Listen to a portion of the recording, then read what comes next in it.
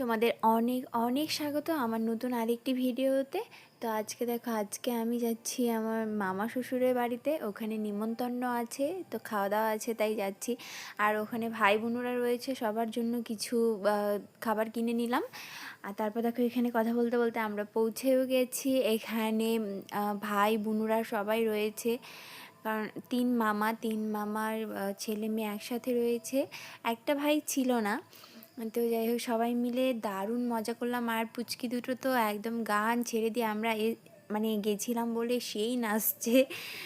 আর এখানে দেখো ওদের নাচ। তারপর অনেক মজা করে তারপর আমরা বসে পড়লাম খেতে।